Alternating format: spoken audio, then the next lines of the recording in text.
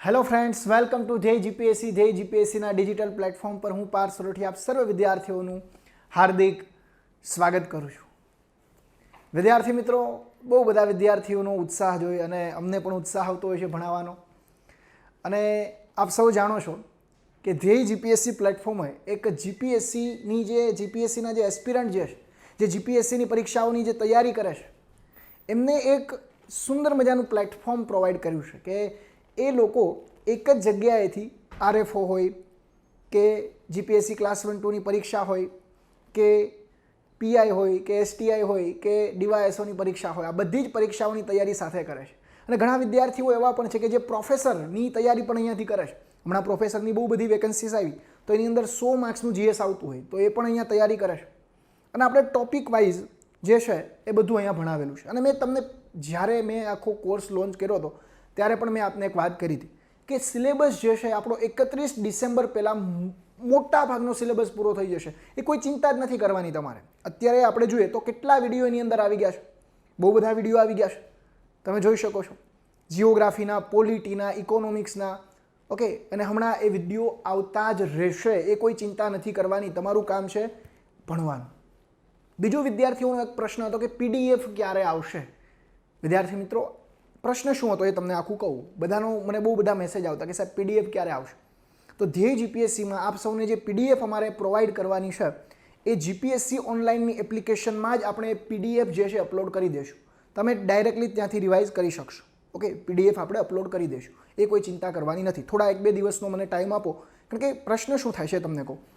એમાં ક્વેરી એ આવે છે કે આપણું જે બેકગ્રાઉન્ડ હતું એ કેવું હતું, બ્લેક અને રેડ હતું। તો હું તમને બ્લેક બેકગ્રાઉન્ડમાં આખું આપું તો એ એટલું બધું વર્ધી નથી, એટલા માટે મારો પ્રયાસ એવો હતો કે વ્હાઇટ બેકગ્રાઉન્ડ કરું અને આખો કન્ટેન્ટ તમને એ રીતે પ્રોવાઈડ કરી।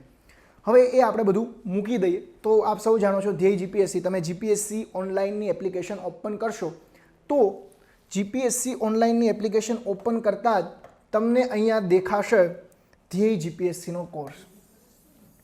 આજ હું તમારા માટે કંઈક ધમાકેદાર લાવ્યો છું, એક સરપ્રાઈઝ છે ગુજરાતના વિદ્યાર્થીઓ કે જે તૈયારી કરે છે એમના માટે એક સરપ્રાઈઝ છે। બીજા મને બહુ ફોન આવતા, બહુ બધા ફોન આવતા, સાહેબ મારે ભૂગોળ લેવું છે, મારે ભૂગોળનો કોર્સ લેવો હોય તો સેપરેટલી લઈ શકું, મારે ઇકોનોમિક્સનો કોર્સ લેવો હોય તો સેપરેટલી લઈ શકું, મારે પોલિટીનો કોર્સ સેપરેટલી લેવો હોય તો લઈ શકું। ઘણા વિદ્યાર્થીઓનો અનિલ સરને ફોન આવતો કે સાહેબ મારે 4 વિષય જ નબળા છે, મારે 4 વિષયનો જ કોર્સ લેવો છે। હવે જો મેં તમને આગળ પણ કીધું હતું કે 3 મહિનામાં જીપીએસસીનો આખો અમારા જે વિડીયો છે 3 મહિનામાં કદાચ પૂરા ના પણ થાય। અને ઘણા લોકોની ડિમાન્ડ હતી કે સાહેબ 3 મહિનાવાળું કંઈક લાવો, કે 3 મહિનાવાળો અમારે કોર્સ લેવો છે, કે ઘણા વિદ્યાર્થીઓ એવા હતા કે સાહેબ 6 મહિનાનું કંઈક કરો, કારણ કે બધી એપ્લિકેશન 3 મહિના 6 મહિનાવાળું કંઈક કરે છે, તો તમે પણ કંઈક કરો। અને સાહેબ મને એટલો પોઝિટિવ રિસ્પોન્સ મળ્યો છે કે મને ઉત્સાહમાં થાય છે, અંદરથી જ એક ઉત્સાહ થાય છે કે વિદ્યાર્થી માટે કંઈક નવું કરું। બહુ બધા ફોન આવે છે, બહુ બધા મેસેજીસ આવતા હોય છે કે સાહેબ બહુ મજા આવી છે, આવું ક્યારેય નથી ભણ્યા, આ પ્રકારનું કન્ટેન્ટ ક્યારેય નથી જોયું। આપ સૌનો વિદ્યાર્થી મિત્રો હું દિલથી આભાર માનું છું કે ગુજરાતના જે વિદ્યાર્થીઓ છે એને ધ્યેય જીપીએસસીને એટલો એક ઉમળકાથી વધાવી લીધું અમારા કોર્સને। આભાર, આપ સૌનો આભાર, હૃદયપૂર્વક આભાર વ્યક્ત કરું છું આપ સૌનો। અને એવા વિદ્યાર્થીઓને પણ મેં અહીંયા ધ્યાનમાં રાખ્યા છે કે જે વ્યક્તિ 3 મહિના કે 6 મહિના માટે કોર્સ ખરીદવા માગે છે। હવે બીજો મને એક પ્રશ્ન એ પણ ઘણા કોલેજમાં જે વિદ્યાર્થીઓ ને એવો કોલેજમાં હજી શરૂઆત જ કરી હોય તો એ લોકો તો ક્યારે એક્ઝામ આપે। સપોઝ દેટ કોઈ બીએસસી ચાલુ કર્યું તો બીએસસી તો એને અભ્યાસ સાથે સાથે ભણવાનું હોય છે। તો મને 1-2 છોકરાનો ફોન આવ્યો, એના વાલીઓનો પણ ફોન આવે કે સાહેબ મારા બાળકને અથવા કોઈ વિદ્યાર્થીની હોય તો એના વાલીનો પણ ફોન આવે કે સાહેબ અમારે 2 વર્ષ માટે કોર્સ લેવો છે, કે અમારે 2 યર માટે કોર્સ લેવો છે, કારણ કે અમારા વિદ્યાર્થીની અથવા વિદ્યાર્થી જે છે એ સાઈડમાં ભણે પણ છે, કોલેજ પણ કરે છે। એટલે કોલેજ કરતાં પણ તમે જીપીએસસીની તૈયારી કન્ટિન્યુ રાખો તો એના માટે પણ હું કંઈક નવું આયોજન લાવ્યો છું। પહેલાં આપણે અહીંયા એક સ્ટ્રિક રૂલ હતો ધ્યેય જીપીએસસીમાં કે 1 વર્ષ જ જે છે એ આપણે કોર્સની લિમિટ રાખેલી, પણ હવે હું કંઈક અહીંયા ધમાકેદાર લાવ્યો છું કે હવે તમે ધ્યેય જીપીએસસીનો કોર્સ 3 મહિના માટે પણ ખરીદી શકશો, 6 મહિના માટે પણ ખરીદી શકશો, 1 વર્ષ માટે પણ ખરીદી શકો છો અને 2 વર્ષ માટે પણ ખરીદી શકો છો। તો હવે કોઈ પણ પ્રકારની ચિંતા નથી કરવાની, માંડ્યું રહેવાનું છે। 3 મહિનામાં પણ તમે મેક્સિમમ વિડીયો જોઈ શકો। આપણો જે કોર્સ જે ડિઝાઇન કર્યો છે એ રીતે કર્યો છે કે કોઈ ખોટી ફાકા ફોજદારી નહીં, કોઈ પણ પ્રકારના ફાકા ફોજદારી નહીં, પોઈન્ટ ટુ પોઈન્ટ 360 ડિગ્રી એનાલિસિસથી આખો કોર્સ જે છે એ ડિઝાઇન કરવામાં આવ્યો છે. એટલે નિશ્ચિંત કોઈ પણ પ્રકારની ચિંતા નથી કરવાની.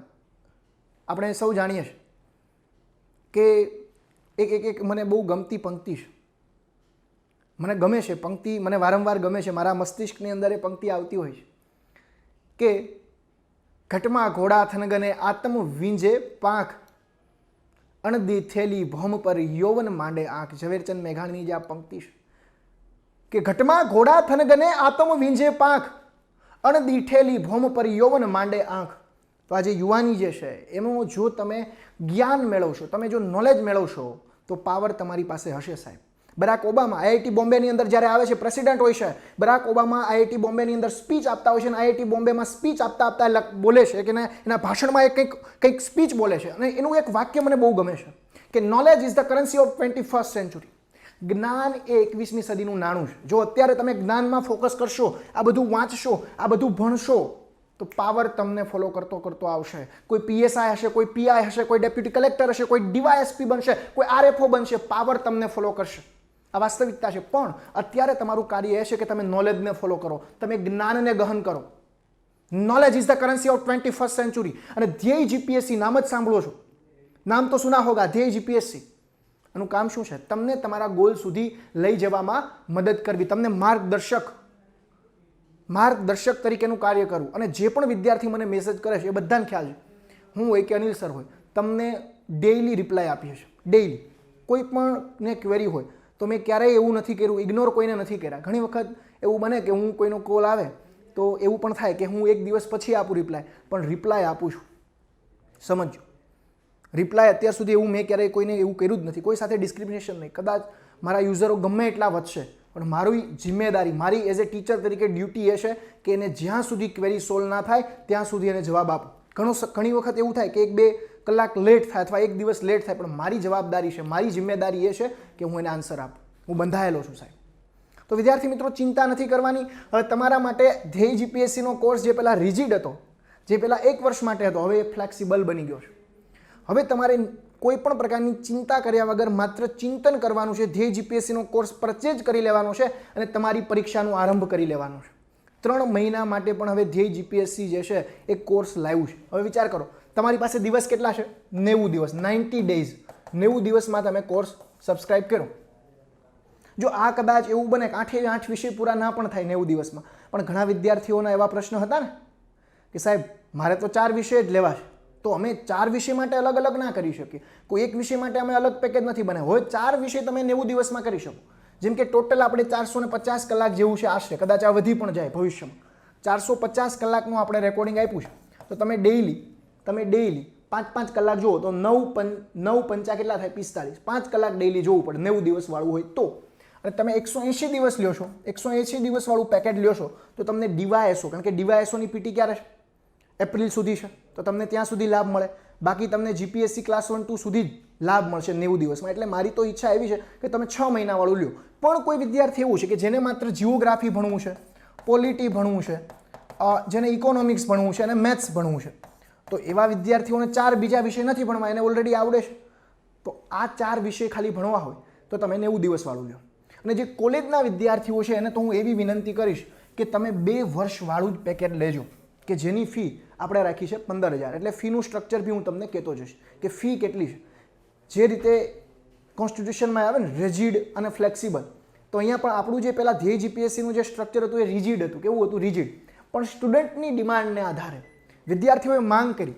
અને વિદ્યાર્થી મિત્રો, વિદ્યાર્થીઓની જે ઈચ્છા જે છે, વિદ્યાર્થીઓનો અમને ધ્યેય જીપીએસસીના વિદ્યાર્થીઓનો જે પ્રેમ મળ્યો છે આખા ગુજરાતમાંથી, એ અવર્ણનીય છે. મારા માટે એનું વર્ણન હું શબ્દોથી ના કરીશું. અને આ હું કોઈ વધારે પડતા ભાવથી, મીન્સ કે મારા અંદરનો જ ભાવ છે, મારા હૃદયનો જ ભાવ છે એ વિદ્યાર્થીઓ પ્રત્યે. અને મારો ઉદ્દેશ એ છે કે ધ્યેય જીપીએસસીનો પ્રત્યેક વિદ્યાર્થી જીપીએસસીની પરીક્ષા પાસ કરવો જોઈએ. માત્ર ને માત્ર પીટી નહીં, મેઇન્સમાં પણ હું તમને ગાઈડ કરીશ. ભલે મેઇન્સનો આખો કોર્સ નથી, પણ મેઇન્સ ઓરિએન્ટેડ જ કોર્સ છે. ભવિષ્યમાં પણ તમારા માટે કંઈક સરપ્રાઇઝ લાવીશું આપણે, જે અત્યારે સરપ્રાઇઝ લાવ્યા છે. એટલે ચિંતા નથી કરવાની, ચિંતન કરવાનું છે. તૈયારી આરંભ કરી દો. તક આવી ગઈ છે. તક વારંવાર નથી આવતી. અનિલ સર કહે છે ને તક આવી ગઈ છે, તો આ તક છે તમારી પાસે, એક ઓપોર્ચ્યુનિટી છે. વિદ્યાર્થી મિત્રો, ઘણા લોકો એવા હશે કે જે ફેમિલીનું ટેન્શન હશે, કેટલા એવા હોય પરિવારનું એક ટેન્શન હોય, ઘરેથી દબાણ હોય કે હવે બસ પૂરું કરી નાખો. ઘણા લોકો એવા હોય કે જે જોબ કરતા હોય, ક્લાસ 3ની જોબ કરતા હોય, કોઈ તલાટી હોય, કોઈ કોન્સ્ટેબલ હોય. તો એવા વિદ્યાર્થીઓ માટે તો ધ્યેય જીપીએસસીનો કોર્સ એક રામબાણ ઇલાજ છે. તમારે ગાંધીનગર આવવાની જરૂર નથી સાહેબ, તમારે અમદાવાદ જવાની જરૂર નથી, પરંતુ તમે જે ગામમાં તલાટી છો એ તમારું કામ પતાવીને તમે ધ્યેય જીપીએસસીના કોર્સ સાથે જોડાયેલા રહેશો તો પણ હું ગેરંટી સાથે કહું છું કે તમે પીટી પાસ કરી નાખશો આરામથી. પણ તમારું ડેડિકેશન જોશે, તમારું વર્ક જોશે. પણ પછી તમે કોર્સ લીધો અને તમે 2 જ વિડીયો જોઈને પછી મૂકી દીધા, નહીં ચાલે સાહેબ. કોર્સ આખો જોવો જોઈશે, બધા જ વિડીયો જોવા પડશે, એની નોટ્સ બનાવવી પડશે. અને હું તો એમ જ કહું છું, નોટ્સ બનાવો. અમે પીડીએફ આપીએ તો વાત અલગ છે, 8 વિષયની અલગ 8 નોટ્સ બનાવી નાખો. એક ચોપડો જ લઈ દો, અને એ પણ કોરા પેજમાં જ લખવાનું, બ્લેન્ક પેજમાં લખી કોરા ચોપડા 8 લઈ એમાં તમારું નામ લખી નાખો, એ વિષયનું નામ લખી નાખો, નોટ્સ બનાવવાનું ચાલુ કરી દો. અત્યારથી જ ચાલુ કરી દો. ભૂતકાળ ભૂલી જાઓ, વર્તમાનમાં જીવતા શીખો કે આપણી પાસે 90 દિવસ છે, આપણી પાસે 180 દિવસ છે. તો આ 180 દિવસની અંદર હું મારી જાતને કમિટમેન્ટ કરું છું કે આ 180 દિવસ મારા જીવનમાં હવે પછી ક્યારેય નથી આવવાના. शाहरुख खान एक डायलॉग है कि तुम्हारे पास 17 मिनट है, मैं आपको कहना चाहता हूं कि आपके पास 180 डेज है. आने वाली जिंदगी में 180 दिन आएंगे नहीं आएंगे कुछ को किसी को नहीं पता. आपको अपने आप को देखिए कि मैं कर सकता हूं. अपने आप को पूछिए who am I, मैं कौन हूं. I am the champion, you are the champion, you wish you can. પરંતુ તમારું ખુદનું કમિટમેન્ટ જોશે, તમારું ખુદનું ડેડિકેશન જોશે, તમારા ખુદની મહેનત જોશે, અને વિડીયોમાં કન્સિસ્ટન્સી રાખવી પડશે સાહેબ. બહુ વધારે વાત નથી કરવી, આ તમને એક મોટિવેશનલ થોડોક ડોઝ આપવો હતો. જે લોકો ઘણા નાસી પાસ થઈ ગયા હોય, ઘણાને ફેમિલીનું ટેન્શન હોય. સાહેબ ફેમિલીના ટેન્શન તો હતા. જેકે રોલિંગ, તમે બધાએ નામ સાંભળ્યું છે જેકે રોલિંગનું. હેરી પોટર, આપણે નાના હતા ત્યારે બધા હેરી પોટરના પિક્ચર જોયા હોય. આ હેરી પોટરના જે લેખિકા છે એનો પતિ એને ડિવોર્સ આપી દેશે. એનો પતિ ડિવોર્સ આપી દેશે પછી એ લેખિકા ટ્રેનમાં જતી હોય છે પોતાની નાની બાળકીને લઈ, અને ત્યારે જોવે છે કે એક ટાઇટલ લખ્યું હોય, ટેલ ઓફ 2 સિટી. ચાર્લ્સ ડિકેન જે બુક લખે છે, આ વ્યક્તિને પણ લખવાનો શોખ હતો, એની અભિરુચિ હતી લખવાની. અને જેકે રોલિંગ પુસ્તક લખે છે હેરી પોટર. પ્રથમ પબ્લિશર રિજેક્ટ કરે છે, બીજો પબ્લિશર રિજેક્ટ કરે છે, એમ ટોટલ 18 વખત હેરી પોટર બુક રિજેક્ટ થાય છે. અને 19મી વખત એક નાના પબ્લિશ હાઉસની અંદર પ્રકાશિત થાય છે. આજે વિશ્વની અંદર સૌથી વધારે વહેંચાયેલી બુકમાં હેરી પોટરનું નામ આવે છે, અને સૌથી વધારે રિચેસ્ટ લેખક જેકે રોલિંગ છે. તો વિદ્યાર્થી મિત્રો, સોસાયટી શું કહે છે, સમાજ શું કહે છે, એનાથી તમારે કોઈ લેવા દેવા ના હોવા જોઈએ. તમારી અભિરુચિ છે, તમારી ઈચ્છા છે, તમારે અધિકારી બનવું છે, તો ધ્યેય જીપીએસસી સાથે જોડાઓ. હું અનિલ સર તમને છેક સુધી ગાઈડ કરશું, આ ગેરંટી આપું છું. ક્યારે એવું અમે નહીં કરીએ કે તમને જવાબ નથી આપવો. અમારું કામ માત્ર રૂપિયા કમાવાનું નથી સાહેબ. અમે અમારી અંદર એક શિક્ષક પણ છે, એક ટીચર પણ છે. તમને સારી રીતે પીરસવું છે, પણ તમારે એ પાછું જમવું પડશે ને વ્યવસ્થિત રીતે. તમારે વ્યવસ્થિત મહેનત કરવી પડશે ને. પછી અમે કંઈ તમારી ભેગા પેપર લખવા નહીં આવી. એ મહેનત કરવાનું કામ તો તમારું છે. जब तक न पड़े हथौड़े की चोट पत्थर भी भगवान नहीं होता, बिना संघर्ष कोई महान नहीं होता, संघर्ष पड़ना पड़ेगा. Life is a one kind of struggle. You need to work very hard for achieving your dreams. કંઈ વાંધો નહીં, હવે થોડોક મોટિવેશનલ ડોઝ આપ સૌને મેં આપી દીધો. થોડાક આગળ વધીએ. હવે બીજું જોઈએ. જે રીતે આપણે વાત કરી હતી, આ તો બધા ફોટો અત્યારે આખા ગુજરાતમાં ઘૂમે છે કે એટલે અમારું આ એક હવે પ્રથમ પ્રયાસ છે જીપીએસસી પાસ કરવાનો. એ બધી વાત તો તમે બધાએ સાંભળી જ લીધી છે. અને જે બી પેડ યુઝર છે ને એટલું સેટિસ્ફિકેશન મળ્યું છે, મેં કીધું કે મારે જ મારા વખાણ ના કરવા જોઈએ. કારણ કે એને શું કહેવાય, કંઈક કહેવાય, આત્મશ્લાઘા કહેવાય, શબ્દ સમૂહમાં આવે ને, કે પોતે જ પોતાના વખાણ કરે. એટલે મને એ ગમતું પણ નથી. ના તો વિદ્યાર્થીઓના પ્રતિભાવો છે, વિદ્યાર્થીઓ પ્રતિભાવો આપ્યા છે કે ધ્યેય જીપીએસસી કોર્સ શું છે, કઈ રીતે 360 ડિગ્રી એનાલિસિસ દ્વારા જીપીએસસીની તૈયારી કરાવે, એવા વિદ્યાર્થીઓના પ્રતિભાવો છે. બીજા અલગ અલગ ક્લાસીસમાં પણ વિદ્યાર્થીઓ જઈ આવેલા છે, એના પણ મારી પાસે ફોટો છે. એ લોકોએ મને મેસેજ કર્યા. પણ એ મારે ચર્ચામાં ન લાવવા જોઈએ. મારે કોઈની કાપી, મારે કોઈની લીટી ભૂસી અને આગળ નથી જવું. મારે મારી જ લીટી લાંબી કરવી છે, એ મારો ધ્યેય છે. મારે કોઈ અન્ય ક્લાસીસવાળા કે કોઈ અન્ય એપ્લિકેશન હોય તો એની લીટી ટૂંકી કરીને મારી લીટી લાંબી કરવી, એમાં કોઈ મજા નથી. મારે મારી લીટી લાંબી કરવાની, ફેર કોમ્પિટિશન થવી જોઈએ. રઘુરામ રાજને કીધેલું કે competition is a backbone of modern economy. આ વાસ્તવિકતા છે. કંઈ વાંધો નહીં. કોર્સની વિશેષતા તો આપ સૌને ખબર છે કે માત્ર ને માત્ર જે જીપીએસસી દ્વારા લેવાતી જે પરીક્ષાઓ છે, પણ ક્લાસ 3 વાળા કોઈ ફોન નહીં કરતા ભાઈ બિન સચિવાલયની તૈયારી ધ્યેય જીપીએસસી કરાવે છે, નહીં. કઈ કઈ તૈયારી કરાવે છે મેં વારંવાર કીધું છે, પણ તમારા માટે એક ફ્લેક્સિબલ ઓફર કઈ છે. જો તમે જીપીએસસી ઓનલાઈન એપ્લિકેશન ખોલશો ને તો તમને આવો એક કોર્સ મળશે. છેલ્લે, સૌથી છેલ્લે જ આ કોર્સ હશે. તમે આમ વિકશો ને એટલે સૌથી છેલ્લે જ. તો ધ્યેય જીપીએસસીના કોર્સમાં હવે તમને પેલા 10,000 ફી બતાવતા હતા, 10,000 ફી. હવે આપણે થોડું ફ્લેક્સિબલ કર્યું છે કે કોઈને માત્ર economics, science and tech, polity અને કલ્ચર જ ભણવું છે તો એ લોકો 3 મહિનામાં પણ એ પૂરું કરી શકે. એટલે એ 3 મહિના માટે આપણે ફી કરી દીધી છે 4,000 રૂપિયા, ઓનલી 4,000 રૂપીસ. 4,000 રૂપિયા એટલે એટલી બધી વધારે ફી નથી. તમે 3 મહિનામાં 4,000 આરામથી જે છે એ આપી શકો છો. અને બીજું, એટલી વધારે થોડીક ફી તમને ઘણા લાગતી છે તો તમે બીજા ક્લાસીસની કમ્પેરિઝન અમારી સાથે કરી શકો છો કે ગાંધીનગરમાં બીજા કોઈ ક્લાસીસની ફી કેટલી છે. ઓકે, કમ્પેરિઝન થોડી કરજો એટલે તમને ખ્યાલ આવશે. ઓકે, 6 મહિનાની ફી તો કે 6,000 રૂપિયા છે. કેટલી છે? 6,000 રૂપિયા. 6 મહિનાનો કોઈને કોર્સ લેવો છે તો 6,000 ફી છે. અને જે લોકોને પીટી માટે તૈયારી કરવી છે, ડીવાયએસઓ સુધી તૈયારી કરવી છે તો એ લોકો આ 6 મહિનાનો કોર્સ પરચેઝ કરી શકે છે. 12 મહિના માટે એઝ યુઝ્યુઅલ જે હતા 10,000. 2 વર્ષ માટે. આ 2 વર્ષ માટે કોના માટે છે? આ 2 વર્ષની ફી કોના માટે છે વિદ્યાર્થી મિત્રો? આ 2 વર્ષનો કોર્સ એવા વિદ્યાર્થીઓ માટે છે કે જે વિદ્યાર્થીઓ કોલેજમાં આવ્યા છે. હજી એવા વિદ્યાર્થીઓ માટે છે કે જે કોલેજિયન છે અને જે લોકોને હજી ઉત્સાહ છે કે ભાઈ મારે જીપીએસસી પહેલેથી ધ્યેય બનાવી લીધો છે કે સાહેબ કોલેજ તો ખાલી કોલેજ કરવા ખાતર કરવી છે, પણ આગળનો ધ્યેય તો ડેપ્યુટી કલેક્ટર બનવાનો છે, આગળનો ધ્યેય તો ડીવાયએસપી બનવાનો છે, આગળનો ધ્યેય તો જીએસટી કમિશનર બનવાનો છે, આસિસ્ટન્ટ કમિશનર ઓફ જીએસટી. તો એવા વિદ્યાર્થીઓ માટે 2 વર્ષ. કારણ કે અત્યારે માહોલ જામ્યો છે જીપીએસસીનો, એક સ્પર્ધા જામી છે અને આ સ્પર્ધામાં ટકી રહેવું હોય તો મહેનત કરવી પડશે, હાર્ડવર્ક કરવું પડશે. અમે જે રસ્તો બતાવીએ છીએ રસ્તે ચાલવું પડશે. કદાચ એમાં કાંટા આવશે, એમાં આગ આવશે તો પણ એને પાર કરી અને સંઘર્ષ કરવો પડશે. ફેસબુક, વોટ્સએપ, ઇન્સ્ટાગ્રામ અને થોડા સમય માટે તિલાંજલિ આપવી પડશે. હું પણ છેલ્લા 4 વર્ષથી વોટ્સએપ નથી વાપરતો. તો એ તિલાંજલિ આપવી પડશે, ત્યાગ કરવો પડશે, ત્યાગ કરના પડેગા. આગળ વધી. કારણ કે ત્યાગ કરશો તો જ તમને મળશે ભાઈ. કંઈક મેળવવા માટે કંઈક ત્યાગવું પડે ને. ભાઈ તમે કંઈક કોકના લગ્નમાં ગયા હોય, સગાઈમાં ગયા હોય, ત્યાં આમ ફોટો મૂકો ને આમ સેલ્ફી મૂકો ને આમ સેલ્ફી મૂકો તો એ જીપીએસસી પાસ નહીં થવાય. તો પછી તમે જે એઝ યુઝ્યુઅલ કરો છો એ જ ચાલુ રાખો. થોડા ટાઈમ માટે બધું મૂકી દો. અને અત્યારે માત્ર ફોકસ યુવાનોનું એ જ હોવું જોઈએ, ધ્યેય જીપીએસસી. અને ધ્યેય જીપીએસસી એટલે મારો કોર્સ લ્યો કે ના લ્યો, પણ જીપીએસસીની પરીક્ષાની તૈયારી. ઓકે, ચલો અહીંયા આપણે બધી ચર્ચા કરી લીધી કે હવે ધ્યેય જીપીએસસી જે રિજિડ સ્ટ્રક્ચર હતું કોર્સનું એને કેવું બનાવ્યું છે? ફ્લેક્સિબલ.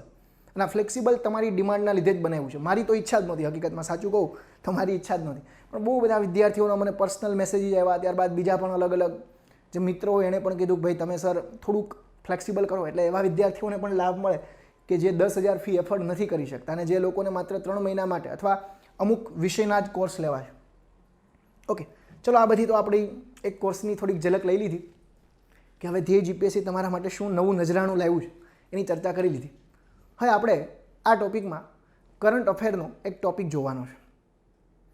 મેં કરંટ અફેર 4 મહિનાનું એક સાથે લીધું છે જેથી તમારે બાકી ના રહી જાય. જુલાઈ, ઓગસ્ટ, સપ્ટેમ્બર અને ઓક્ટોબર. તો અહીંયા આજે હું તમને જે ટોપિક ભણાવવાનો છું એ ટોપિક કયો હશે? પર્યાવરણ, ભૂગોળ અને આપત્તિ વ્યવસ્થાપન. આ ત્રણેયને કમ્બાઈન કરી અને 4 ટોપિક આજે હું તમને ભણાવીશ આ લેક્ચરની અંદર. 4 જેટલા ટોપિક આ લેક્ચરની અંદર હું તમને ભણાવવાનો છું. એટલે અહીંયા મારો જે લેક્ચર હશે ને માત્ર પ્રાથમિક પરીક્ષા ઓરિએન્ટેડ નહીં હોય. PT as well as mains આ બંનેને હું સાથે રાખી અને કરંટ ભણાવવાનો છું. ભલે મારો કલ્ચર કદાચ તમને એવું લાગે કે આ પીટી ઓરિએન્ટેડ છે, પણ અમારું જે અનિલ સરનું કરંટ આવશે કે મારું કરંટ આવશે આ બંને પીટી પ્લસ મેન્સ ઓરિએન્ટેડ હશે. અને તમે પણ જ્યારે કોઈ મેગેઝિન વાંચશો ત્યારે પણ તમને ખબર પડશે કે આમાંથી કેટલું કામનું છે અને આમાંથી કેટલું કામનું નથી. સમજાય? ચલો આગળ વધીએ. ખ્યાલ આવી ગયો ધ્યેય જીપીએસસી તમારા માટે શું નવું નજરાણું લાવ્યું છે? તમારું કામ હવે એ જ છે કે તમે મહેનત કરો. જીઓ અથવા વડાફોનનું જે રિચાર્જ કરાવવાનું હોય રિચાર્જ કરાવી લો અને મંડી પડો સાહેબ. ટાઈમ આવી ગયો છે. અટલજીની હું વારંવાર પંક્તિ બોલું છું, કદમ મિલાકર ચલના હોગા, બાધાએ આતી હે આए, ઘિરે પ્રલય કી ઘોર મટા ઘિરે પ્રલય કી ઘોર ઘટાए, ઉન્મત્ત મસ્તક ઉભરા સીના, પીડાઓ મેં પલના હોગા, કદમ મિલાકર ચલના હોગા. કદમ કઈ રીતે? આપણે બધા સાથે કદમ મિલાવવાના છે. એકલો માણસ કંઈ ના કરી શકે. ગ્રુપ વર્ક જોઈએ, ટીમ વર્ક જોઈએ. અને હું તમને એક આશ્વાસન આપું છું કે ધ્યેય જીપીએસસી સાથે તમે જોડાશો એટલે તમને એક પરિવાર જેવું જ લાગશે. અપ્રત્યક્ષ રીતે પણ આપણે ડિજિટલી જ કોન્ટેક્ટમાં હશું, પણ તમને એક પરિવાર જેવું જ લાગશે. હું તમને ક્યારેય ખોટી રીતે ટ્રીટ નહીં કરું. મારી ભૂલ હશે તો હું સ્વીકારીશ. સમજાય? ચલો આગળ વધીએ વિદ્યાર્થી મિત્રો. વધારે ફોર્માલિટી કોઈ નથી લેવી આપણે. આમ તો અમે અમારું માર્કેટિંગ કરવામાં માનતા જ નથી. તમે કોઈ બી વિડીયો, મારા ડેમો વિડીયો જોશો તો એમાં કોઈ પણ પ્રકારનું ખોટું માર્કેટિંગ નહીં હોય. પણ આ તો કેવું છે કે એક સ્કીમ લાવ્યો હતો એટલે એક સરપ્રાઈઝ આપવા માટે આપ સૌ સાથે લાવ્યો છે. બાકી માર્કેટિંગમાં અમે નથી માનતા, અમે ક્વોલિટીમાં માનીએ છીએ. અને વિદ્યાર્થીઓના માઉથ માર્કેટિંગથી જ અમારો કોર્સ ચાલતો હોય છે. જીપીએસસી ઓનલાઈનની એપ્લિકેશન હોય કે એની અંદર અમારો ધ્યેય જીપીએસસીનો કોર્સ હોય. ચલો વિદ્યાર્થી મિત્રો આગળ વધીએ. હવે આજે આપણે જે ટોપિક ભણવાના છે, જે વિષય ઉપર આજે ચર્ચા કરવાના છે એ છે પર્યાવરણ, ભૂગોળ, આપત્તિ વ્યવસ્થાપનનું સાંપ્રત પ્રવાહ. આમાં તો હું આજ 4 ટોપિક જ ભણાવવાનો છું. બહુ બધા ટોપિક અહીંયા મેં લીધા છે એન્વાયરમેન્ટના, કે પછી જિયોગ્રાફીનું કોઈ કરંટમાં કોઈ ઇસ્યુ હોય કે ફ્લડ આવ્યું, પૂર આવ્યું, આપત્તિ વ્યવસ્થાપન, કોઈ જગ્યાએ લેન્ડસ્લાઇડ થઈ તો એ કરંટમાં આવે. સમજાય છે વિદ્યાર્થી? ચલો આગળ વધીએ. એક પ્રોજેક્ટ છે, પેલો જ આપણો જે ટોપિક જે છે આમાં 4 મહિનાનું કરંટ આવશે, પણ અહીંયા આ પર્યાવરણનો ભાગ એક હશે. આ ભાગ હું યુટ્યુબમાં બધાને આપવાનો છું, પણ બાકીના જે કરંટના જે ભાગ હશે એ માત્ર ને માત્ર ધ્યેય જીપીએસસીના પેડ યુઝરને જ મળશે. અને એ પણ આપણે આખું એક ફોલ્ડર ક્રિએટ કરવાના છે, કરંટનું ફોલ્ડર. એ ફોલ્ડરની અંદર તમને એ બધા બાકીના, એ અનિલ સરનું કરંટ હોય કે મારું કરંટ હોય, એ તમને ભાગ ત્યાંથી બીજા મળી જશે. એટલે કોઈ ચિંતા નથી કરવાની. ટોપિકનું નામ શું છે? એ કયો આપણે ટોપિક લીધો? You can see here, decarbonizing transport. શબ્દથી જ તમને ખબર પડે. પીટીમાં પણ પૂછાય, મેઇન્સમાં બી પૂછાય. મેઇન્સમાં પર્ટિક્યુલરલી પ્રશ્ન ના પૂછાય, પણ એના વિશે કંઈક પૂછાય તો તમે લખી શકો કે ભાઈ કાર્બોનાઇઝિંગ એટલે કે કાર્બનનું ઉત્સર્જન ઘટાડવા માટે એક પ્રોજેક્ટ સરકારે ચલાવ્યો છે. શું છે આ પ્રોજેક્ટની અંદર? પીટીમાં એવું પૂછાય કે ડીકાર્બોનાઇઝિંગ પ્રોજેક્ટ શું છે. પછી ઓપ્શન આપ્યો કે આના દ્વારા ચાલુ કરવામાં આવ્યો છે, આ પ્રોજેક્ટનો ઉદ્દેશ આ છે, વિધાન 1, વિધાન 2. આ વિધાનવાળા પ્રશ્ન જ જીપીએસસી પૂછે છે. હવે ઓલા બધા પ્રશ્ન ભૂલી જાઓ કે એક વન લાઇનર આવે, એ બધું જમાનો ગયો. એ પહેલાં પૂછાતા 2010માં અને 2009માં. તમારે સમય સાથે બદલાવવું પડે. જો તમે સમય સાથે એમનું રહો, કારણ કે બુદ્ધે કીધું કે દુનિયામાં માત્ર એક જ વસ્તુ શાશ્વત છે, એ છે પરિવર્તન. અને જે ધ્યેય જીપીએસસી એક્ઝામની ડિમાન્ડના આધારે તમને તૈયારી કરાવે છે. ફ્લેક્સિબલ એક ટીમ છે અમારી, યંગ ટીમ છે. ઓકે, ચલો આગળ વધીએ. ડીકાર્બોનાઇઝિંગ પ્રોજેક્ટમાં શું છે? ડીકાર્બોનાઇઝિંગ ટ્રાન્સપોર્ટ પ્રોજેક્ટ કોના દ્વારા ચલાવવામાં આવ્યો છે? જો, પહેલ એટલે ઇનિશિયેટિવ. ઇનિશિયેટિવ કોણે કર્યો છે? તો એક તો ભારત દેશની થિંક ટેન્ક જે છે નીતિ આયોગ. ભારત દેશની થિંક ટેન્ક કઈ છે? નીતિ આયોગ. નીતિ આયોગનું ફૂલ ફોર્મ શું છે? National institution for transforming India. NITI આયોગનું ફૂલ ફોર્મ શું છે? National institution for transforming India. અને બીજી એક સંસ્થા છે જે organisation of economic cooperation development અંતર્ગત આવે છે. એ સંસ્થાનું નામ છે ITF, ઇન્ટરનેશનલ ટ્રાન્સપોર્ટ ફોરમ. આ બંને આંતરરાષ્ટ્રીય પરિવહન ફોરમનું કામ શું હોય? કે જે પરિવહન જે છે, પરિવહન એટલે કે ટ્રાન્સપોર્ટેશન જે છે, આ ટ્રાન્સપોર્ટેશનની અંદર નવી નવી પહેલો કરવી, ઇનોવેટિવ લાવવું અને કાર્બનનું ઉત્સર્જન કઈ રીતે ઘટે, એટલે કે ઇલેક્ટ્રિકલ વ્હીકલથી ચાલતા વાહનો બનાવવા, હાઇડ્રોજન ગેસથી, હાઇડ્રોજનથી ચાલતા વાહનો બનાવવા, કોલનું પ્રમાણ એટલે કે કોલસાનું, પેટ્રોલિયમનું પ્રમાણ ઘટાડવું અને ઇનોવેટિવ મેથડનો ઉપયોગ કરી અને પરિવહનમાં પણ સસ્ટેનેબલ વેથી ટ્રાન્સપોર્ટેશન કરવું, એ ઉદ્દેશ સાથે આ સંસ્થા કામ કરતી હોય છે. ઓકે, તો ભારતમાં થિંક ટેન્ક કોણ છે? NITI Aayog, national institution of transforming India. ભારતમાં મોટા ભાગની તમે 20% સ્કીમ તો માત્ર ને માત્ર કોની હોય? નીતિ આયોગની જશે. ઓકે, કારણ કે એક આના નીતિ નિર્માણમાં આનો બહુ સારો એવો રોલ હોય છે, પોલિસી મેકિંગમાં. નીતિ આયોગ જે છે ને એના અધ્યક્ષ કોણ હોય? પ્રધાનમંત્રી પોતે હોય. આ બોડી કેવી છે? સ્ટેટ્યુટરી પણ નથી, કોન્સ્ટિટ્યુશનલ પણ નથી, એક્ઝિક્યુટિવ બોડી છે. ઘણા પુસ્તકમાં એવું લખ્યું કે આ પ્રકારની બોડીને શું કે ગેરબંધારણીય સંસ્થા. એટલે બાપા, ગેરબંધારણીય સંસ્થાને કોઈ દી કહેવાય અને બિનબંધારણીય કહેવાય, નોન કોન્સ્ટિટ્યુશનલ બોડી કહેવાય. અને આ જે કારોબારીને સહાય કરતી હોય, કારોબારી એટલે એક્ઝિક્યુટિવ, પ્રધાનમંત્રીનું મંત્રીમંડળ કેવું કહેવાય? એક્ઝિક્યુટિવ કહેવાય. કારોબાર કરે છે, કારોબારી કહેવાય. તો આ એક પ્રકારની એક્ઝિક્યુટિવ બોડી છે કે જે પીએમને એડવાઇસ આપે છે અલગ અલગ મેટર્સની અંદર. Are you getting my point? ચલો આગળ વધીએ. વધારે પડતું નીતિ આયોગ તમારે સમજવું હોય તો તમારે અનિલ સરનો ઇકોનોમિક્સનો વિડીયો જોવો પડે, ત્યાંથી તમને એ બાબત મળશે. ભવિષ્યમાં જે આપણે અત્યારે વિડીયો ધીમે ધીમે અપલોડ થાય જ છે ઇકોનોમિક્સના, એડિટિંગ ને બધું થતું હોય છે. ઓકે, ચલો આગળ વધીએ. આંતરરાષ્ટ્રીય પરિવહન ફોરમ શું છે એ પણ મારે તમને સમજાવવું પડે. મેં આગળ કીધું એ રીતે OECD નામની જે સંસ્થા છે, organisation of economic cooperation development, OECD અંતર્ગત આવે છે. Organisation for economic cooperation and development.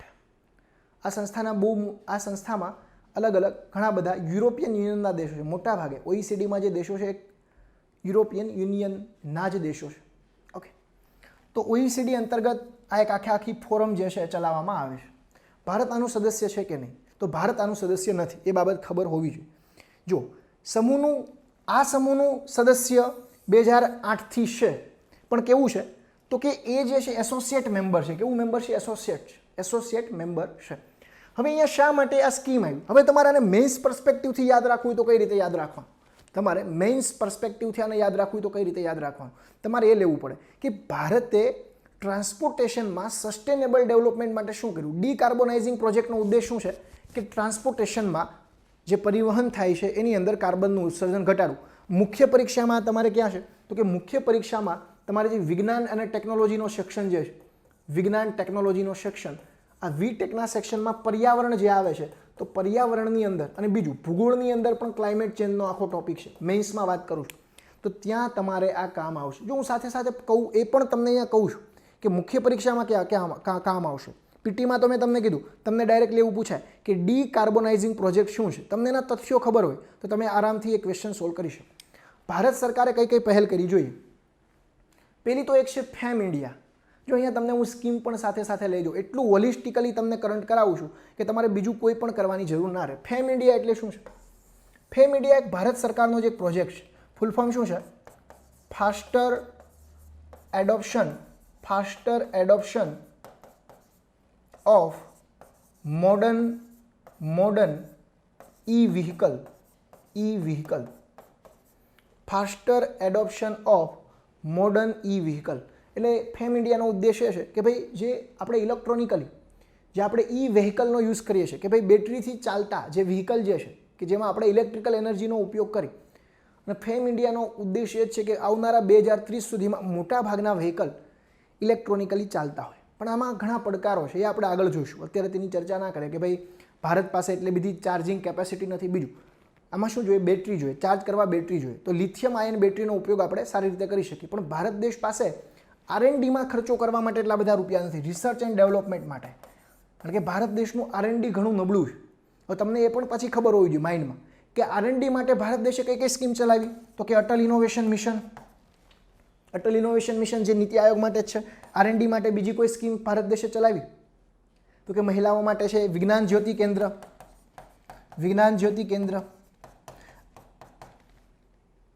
આ રીતે કનેક્ટ કરવાનું તમને ખબર હોય છે કે ભારતે R&D માટે શું કર્યું.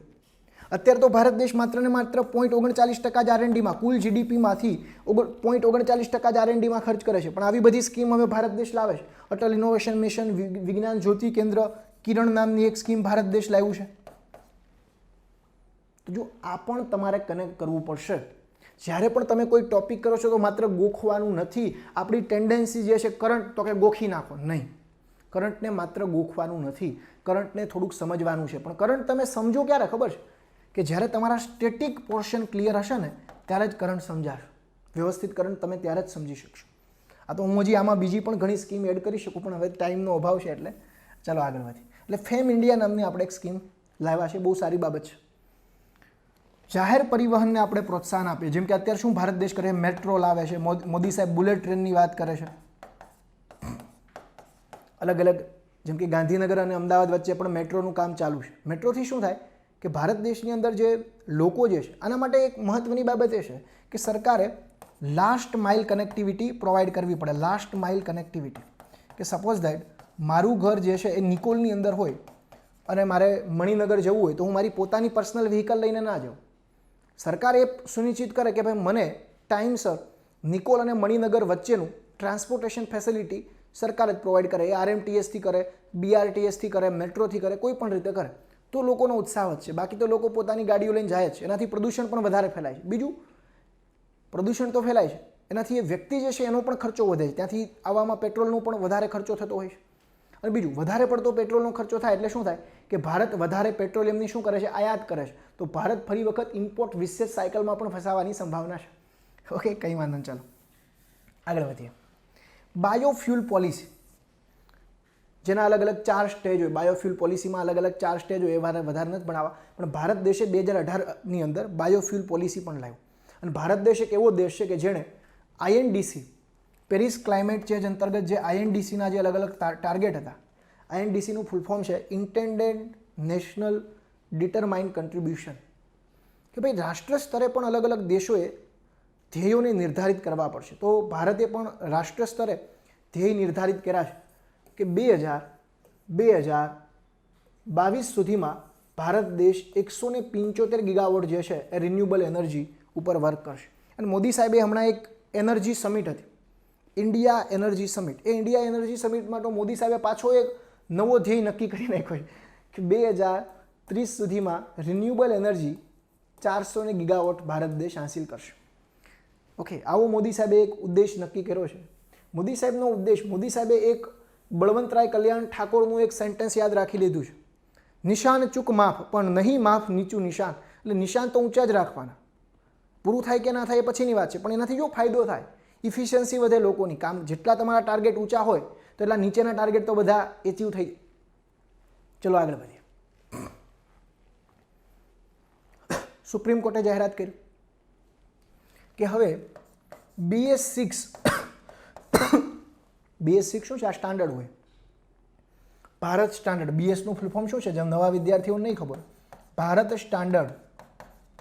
વિદ્યાર્થી મિત્રો, ભારત સ્ટાન્ડર્ડ એ દરેક ઓટોમોબાઈલ કંપનીએ ફોલો કરવા પડે. આ ઓટોમોબાઈલ સેક્ટરમાં છે, જે બી ઓટોમોબાઈલ કંપની અલગ અલગ કાર બનાવે છે, અલગ અલગ બાઇક બનાવે છે, અલગ અલગ ટ્રક બનાવે છે, ઓટો રિક્ષા બનાવે છે, તો BS4 જ્યારે લાગુ પડે તો એને એ પ્રમાણે આખી એની સિસ્ટમ બનાવવી પડે. હવે સુપ્રીમ કોર્ટે શું કહ્યું કે ભાઈ આજે હવાનું પ્રદૂષણ દિન પ્રતિદિન વધતું જાય છે, એર પોલ્યુશન. જો ભારત દેશનું એક ઇન્ડેક્સ દર વર્ષે બહાર પડે છે, environment performance index. Environment performance ઇન્ડેક્સમાં ભારત દેશનું 180માંથી 177મો રેન્ક છે, એટલે આપણે બહુ પાછળ છે. WHO દ્વારા એક ઇન્ડેક્સ બહાર પડે છે એર પોલ્યુશન, કે ભાઈ વિશ્વના એવા શહેરો કે જ્યાં સૌથી વધારે હવા પ્રદૂષણ છે, તો ટોપ 15માંથી 14 તો ભારતના છે, એટલે આપણું પ્રદૂષણ બહુ વધારે છે. તો સરકાર કંઈ સુનિશ્ચિત નથી કરતી, તો લોકોના મૂળભૂત અધિકારનું રક્ષા કરવાની જવાબદારી સુપ્રીમ કોર્ટની પણ છે, મૂળભૂત અધિકારો.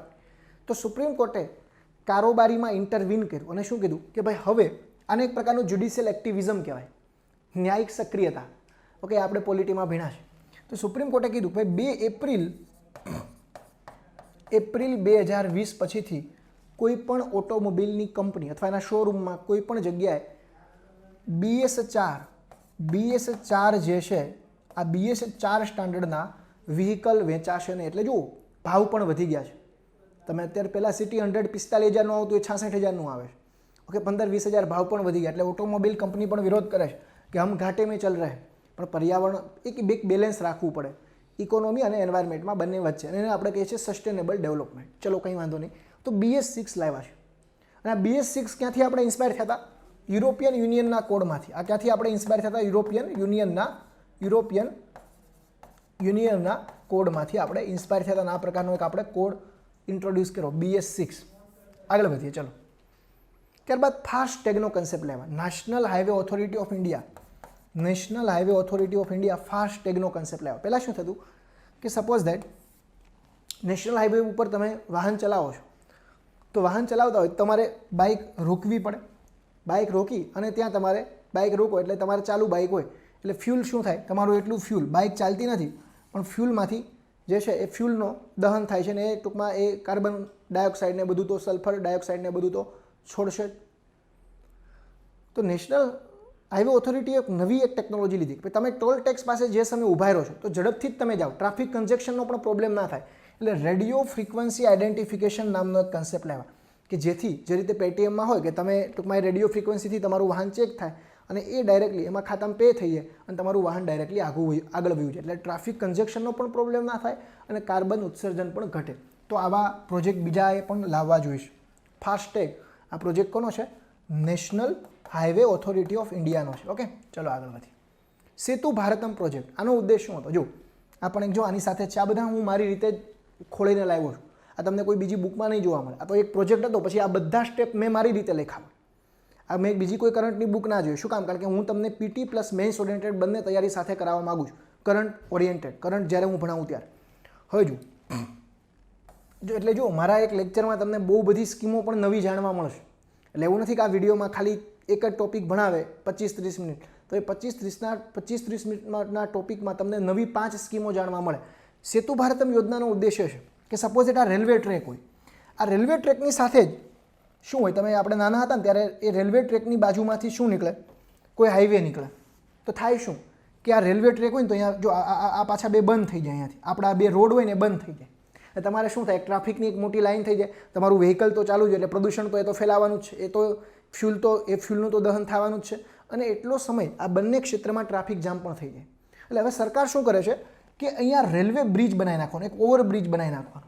એટલે રેલવે ક્યાંથી વહી જાય, સોરી અહીંયા એક ઓવરબ્રિજ બનાવી નાખો, એટલે વ્હીકલ ક્યાંથી વહી જાય, આ બ્રિજ ઉપરથી વહી જાય અને ટ્રેન નીચેથી વહી જાય. તો સેતુ ભારતમ પ્રોજેક્ટનો ઉદ્દેશ્ય છે કે જે રેલવે ક્રોસિંગ થતું હોય તો ત્યાં બ્રિજ બનાવી નાખો. ઓકે, નેશનલ હાઈવે ઓથોરિટીનો આ પ્રોજેક્ટ છે, સેતુ ભારતમ પ્રોજેક્ટ. તો વિદ્યાર્થી મિત્રો, ભારત સરકારના પગલાઓ વિશે પણ અહીંયા આપણે ચર્ચા કરી લીધી. પછી એક મહત્વનો પ્રોજેક્ટ આવ્યો છે, ગ્રીન એગ્રીકલ્ચર પ્રોજેક્ટ. આ પણ હમણાંમાં ચર્ચામાં રહેલી એક મહત્વપૂર્ણ યોજના છે, ગ્રીન એગ્રીકલ્ચર પ્રોજેક્ટ. શું વિશેષતા છે વિદ્યાર્થી મિત્રો, સમજીએ. જો આનો ઉદ્દેશ્ય છે, હેતુ શું છે સમજી લઈએ. સ્કીમનો હેતુ શું છે? સ્કીમનો હેતુ એ છે, સ્કીમનો ઉદ્દેશ્ય છે કે ભારતમાં 1 લાખ હેક્ટર જેટલી જમીનમાં વોટર મેનેજમેન્ટ અને ટકાઉ વિકાસ પ્રણાલી, એટલે કે sustainable water technique. Sustainable water technique એટલે કેવી ટેકનિક? જેને આપણે માઇક્રો ઇરિગેશન કહીએ છીએ.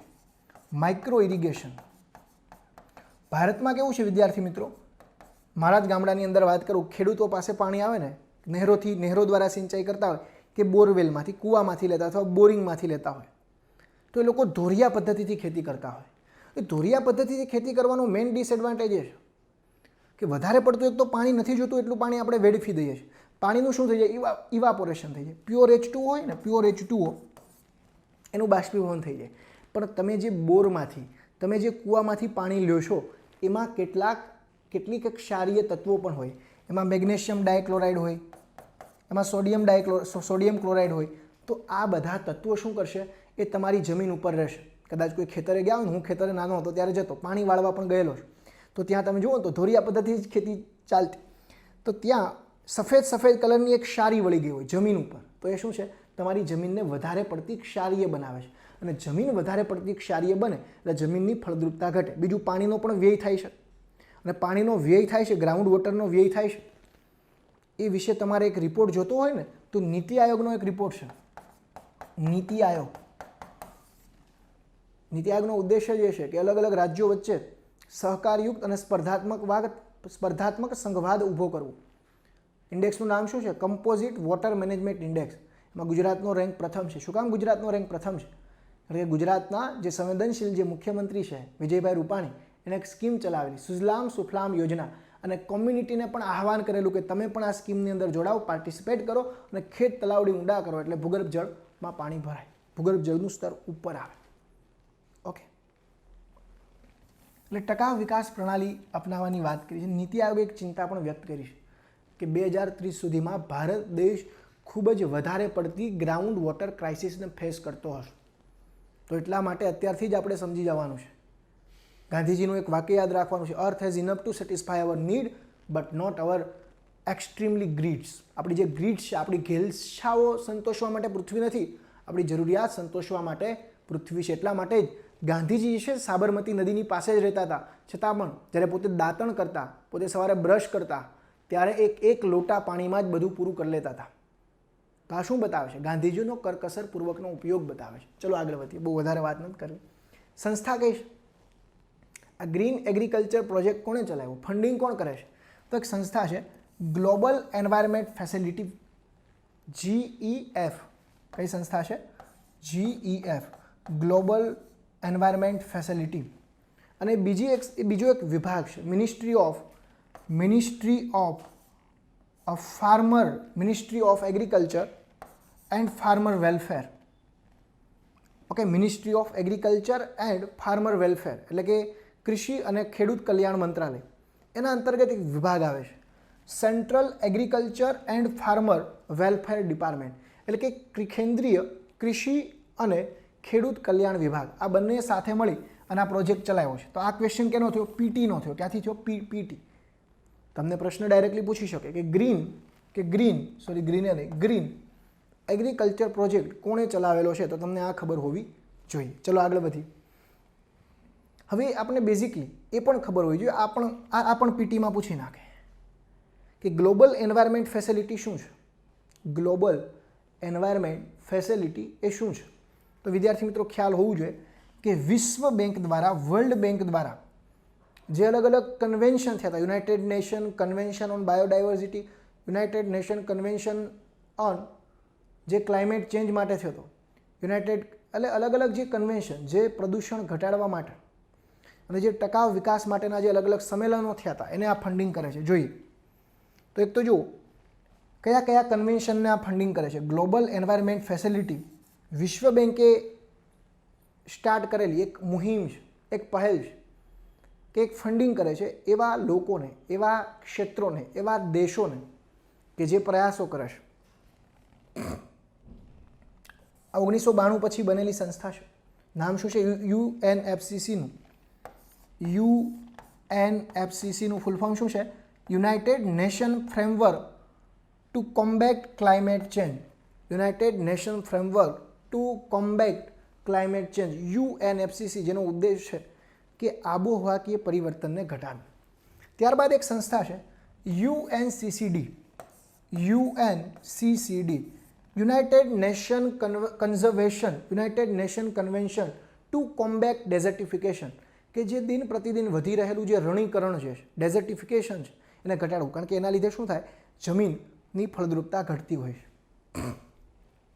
સીબીડી, કન્વેન્શન ઓન બાયોડાયવર્સિટી, એમાં પણ અલગ અલગ કન્વેન્શન થયેલા, એ આપણે આગળના લેક્ચરમાં જોશું કે નગોયા પ્રોટોકોલ શું છે, કાર્ટેજેના પ્રોટોકોલ શું છે. આમાં તો બહુ બધા પ્રોટોકોલ થયેલા યુએનએફસીસીના. ઓકે, એ બધા એન્વાયરમેન્ટની અંદર ડિટેલમાં આપણે કરંટમાં આવશે ત્યારે ભણશું. મિનામાટા કન્વેન્શન, જે લેડથી, જે મર્ક્યુરીથી, મીન્સ કે જે મર્ક્યુરીનું જે પોલ્યુશન જે છે, મર્ક્યુરી એનું પોલ્યુશન ઘટાડવા માટે મિનામાટા કન્વેન્શન થયેલું. આ પ્રશ્ન જીપીએસસી ક્લાસ 1-2માં એક વખત પૂછાઈ ગયો છે. આમાં પણ ફંડિંગ કરે છે. કોણ કરે છે? Global environment facility. ત્યારબાદ સ્ટોકહોમ કન્વેન્શન થયેલું. સ્ટોકહોમ કન્વેન્શન એ કેના માટે થયેલો? જૈવિક પ્રદૂષણો સંબંધિત જે બાબત હોય, ઓર્ગેનિક જે પોલ્યુટન્ટ્સ હોય એને સ્પ્રેડ કરતા હોય, તો આ પાંચ ક્ષેત્રોમાં ફંડિંગ કોણ કરે છે? વિશ્વ બેંક. અને વિશ્વ બેંકે એના માટે એક ફંડ બનાવ્યું જેનું નામ એને શું રાખ્યું? Global environment facility. તો વિદ્યાર્થી મિત્રો કેટલું પીટી ઓરિએન્ટેડ અને કેટલું મેન્સ ઓરિએન્ટેડ આપણે અહીંયા ભણીએ છીએ. આ એક સ્ટેટિક પોર્શન છે, એને પણ હું સાથે લઈ લઉં છું. એટલે તમારે અહીંયા ખાલી મારી પાસે એટલું ભણી જશો તો બી તમારા ઘણા કન્સેપ્ટ ક્લિયર થશે એન્વાયરમેન્ટના. ઓકે, અને એન્વાયરમેન્ટ આખો કરંટ રિલેટેડ ટોપિક છે. એટલે તમે કદાચ કોઈ સ્ટેટિક પોર્શન નહીં કરો અને મારું છેલ્લા 4 મહિનાનું આ જુલાઈ, ઓગસ્ટ, સપ્ટેમ્બર, ઓક્ટોબરનું કરંટ કરશો અને આગળથી હું નવેમ્બર, ડિસેમ્બર, જાન્યુઆરી, અમારું પછી તો કન્ટિન્યુ કરંટ રહેશે જ. આ 4 મહિનાનું એકસાથે અમે ટોપિક વાઇઝ એટલા માટે આપીએ છીએ કે પાછળનું તમારું છૂટી ના જાય. કારણ કે વિદ્યાર્થીઓની પણ અમે ચિંતા કરીએ છીએ. સમજાય છે? આગળ વધીએ. ચલો, માત્ર વાતો નહીં, જે અમે વિચાર લાવ્યા એનું અમલીકરણ કરવું એ પણ અમારો એક અભિગમ રહ્યો છે. ઓકે, આગળ વધીએ. આનો ઉદ્દેશ્ય જ છે, મેં કીધું કે ભાઈ ગ્લોબલ એન્વાયરમેન્ટ ફેસિલિટી ફંડ કોના માટે બનાવ્યું છે? આ ગ્લોબલ એન્વાયરમેન્ટ સંબંધી ફેસિલિટી જે વિશ્વ બેંક અલગ અલગ દેશોને આપે છે, લિસ્ટ ડેવલપ્ડ એટલે કે અલ્પવિકસિત કેન્યા અને એ બધા દેશોને અલ્પવિકસિત કહેવાય. ભારત દેશ કેવો દેશ છે? વિકાસશીલ છે, ડેવલપિંગ છે. અમેરિકા ને બધા દેશો કેવા કહેવાય? વિકસિત કહેવાય, ડેવલપ્ડ નેશન કહેવાય. ઓકે, ચલો આગળ વધીએ વિદ્યાર્થી મિત્રો. તો અહીંયા ગ્રીન એગ્રીકલ્ચર પ્રોજેક્ટ ચલાવ્યો કોણે છે? તો કે એક સંસ્થા છે ગ્લોબલ એન્વાયરમેન્ટ ફેસિલિટી અને બીજી સંસ્થા છે કેન્દ્રીય કૃષિ અને ખેડૂત કલ્યાણ વિભાગ. આગળ વધીએ વિદ્યાર્થી. ભારતમાં કૃષિ દ્વારા થતું કાર્બનનું ઉત્સર્જન, આનો ઉદ્દેશ્ય જ છે કે જે કાર્બનનું જે ઇમિશન થાય છે એ કાર્બનનું ઇમિશન ઘટાડવું. તો ભારતમાં સોર્સિસ કયા કયા છે? ભારતમાં જે આબોહવાકીય પરિવર્તન, કારણ કે એક તો યુરિયાનું ખાતર થાય એટલે કાર્બનના ઉત્સર્જન, જે પ્રદૂષણોનું ઉત્સર્જન થાય એમાં માત્ર કાર્બનની વાત નથી કરતો, માત્ર હું CO2ની વાત નથી કરતો. CO2 હોય, SO2 હોય, નાઇટ્રસ, ઓકે, N2O હોય, ત્યારબાદ CH4 એટલે કે મિથેન હોય. આ બધા વાયુ કેવા છે? આ બધા એવા વાયુ છે કે જે ગ્લોબલ વોર્મિંગ વધારે છે, જે ગ્રીન હાઉસ ઇફેક્ટ ક્રિએટ કરે છે, કે જેનાથી પૃથ્વીનું ટેમ્પરેચર દિન પ્રતિદિન વધે, કે જેનાથી ચક્રવાત આવે. ચક્રવાત આવે સૌથી વધારે નુકસાન કોને થાય? ખેડૂતો. જે વલ્નરેબલ સેક્શન છે એને જ સૌથી વધારે નુકસાન થાય છે. તો કૃષિમાં ઉત્સર્જન કઈ કઈ રીતે થાય છે કાર્બનનું અથવા ગ્રીન હાઉસ વાયુઓનું? જોઈએ, કૃષિમાં ભારત દેશમાં તો બહુ બધા પશુઓ છે. સૌથી વધારે પશુઓની સંખ્યામાં ભારતનો ક્રમ વિશ્વમાં પહેલા નંબર આવે. અને એગ્રીકલ્ચર સેક્ટરનું અલાઇડ સેક્ટર છે, એનું સહાયક ક્ષેત્ર છે. 38.9% પ્રદૂષણ પશુપાલનમાંથી ફેલાય છે. એટલે કે એ જે અલગ અલગ પ્રાણી હોય, ગાય હોય, ભેંસ હોય, ઘેટા હોય, તો એના જે છાણ હોય, એના મળમૂત્ર હોય, એમાંથી એક વાયુ ઉત્સર્જિત થાય CH4, જેને આપણે મિથેન કહીએ છીએ. તો મિથેન વાયુ પણ કેવો છે? કે જે ગ્રીન હાઉસ ઇફેક્ટ ક્રિએટ કરે છે. ઓકે, ચલો આગળ વધીએ. ચોખા, ડાંગર. ડાંગરમાં કેવું કે ડાંગરમાં ચોખામાં પાણીમાં પલાળેલા તમારે ચોખાને રાખવા પડે, કન્ટિન્યુ પાણીમાં પલાળેલા જોઈએ. એના લીધે એ જે ચોખા જે છે ને એ પણ વાતાવરણમાં CH4 ઉત્સર્જિત કરે છે. CH4નો મિથેનનો સોર્સ આ પણ છે. અને બીજું, ચોખામાં ખૂબ જ વધારે પાણી જોઈએ. અને એક વખત હું ધ હિન્દુનું આર્ટિકલ વાંચતો હતો, એમાં બહુ સારું લખ્યું હતું કે ભારત દેશ ચોખાની એક્સપોર્ટ કરે છે. એનો મતલબ એમ કે પાણીની એક્સપોર્ટ કરે છે. તો તમારે જે ઘઉં અને ચોખા ઉપર જે આપણે પ્રાયોરિટી રાખીએ છીએ ને, એની જગ્યાએ આપણે કઠોળ ઉપર પણ ફોકસ કરવું પડશે. પલ્સીસમાં આપણે ખેડૂતોને, કારણ કે પલ્સમાં એટલું બધું પાણી ના જોઈએ, ઘઉં અને ચોખામાં બહુ બધું પાણી જોઈએ ઉગાડવા માટે. તો ચોખા પણ બહુ બધું ઉત્સર્જન કરે છે. ખાતરના લીધે શું થાય? ભારતમાં યુરિયા ને બધું નખાય છે, યુરિયા અને આ બીજા અલગ અલગ ખાતર. એના માટે સરકારે એક સ્કીમ બનાવી નાખી છે, સોઇલ હેલ્થ કાર્ડ, કે ભાઈ તમે તમારા સોઇલને ધ્યાનમાં રાખીને જે છે એ છંટકાવ ને બધું કરો. તો સોઇલ હેલ્થ કાર્ડ બનાવી કે ભાઈ તમે જે રીતે મૃદા સ્વાસ્થ્ય, જે રીતે કોઈ વ્યક્તિનું સ્વાસ્થ્ય હોય, રીતે સોઇલનું પણ સ્વાસ્થ્ય નક્કી કરો. ભાઈ એમાં હકીકતમાં કયા તત્વ ઘટે છે? કારણ કે જે મેજર ન્યુટ્રિયન્ટ્સ હોય સોઇલને જોઈએ પાકના વિકાસ માટે, એ હોય NPK, નાઇટ્રોજન, ફોસ્ફરસ અને પોટેશિયમ.